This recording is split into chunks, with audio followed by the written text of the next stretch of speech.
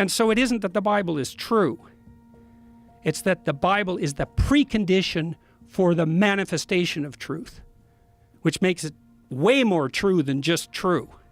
It's a whole different kind of true.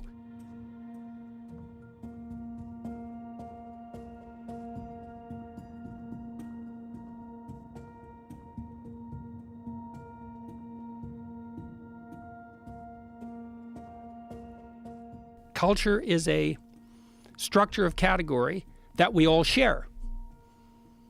So we see things the same way. Well, that's why we can talk. I mean, not exactly the same way, because then we'd have nothing to talk about. But roughly speaking, we have a bedrock of agreement. That's the Bible, by the way.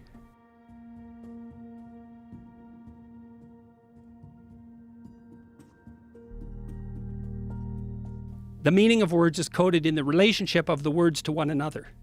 And the postmodernists make that case, that all meaning is derived from the relationship between words. That's wrong, because, well, what about rage? That's not words. And what about moving your hand? That's not words. So it's wrong, but part of it's right, because the meaning we derive from the verbal domain is encoded in the relationship between words.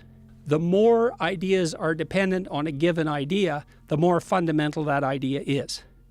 That's a definition of fundamental. So now imagine you have an aggregation of texts in a civilization. You say, which are the fundamental texts? And the answer is, the texts upon which most other texts depend. And then you think about that as a hierarchy, okay, with the Bible at its base, which is certainly the case.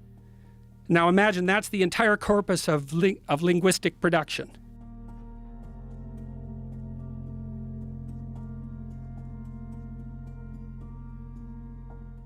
And so it isn't that the Bible is true. It's that the Bible is the precondition for the manifestation of truth, which makes it way more true than just true. It's a whole different kind of true. And I think this is not only literally the case, factually, I think it can't be any other way. It's the only way we can solve the problem of perception.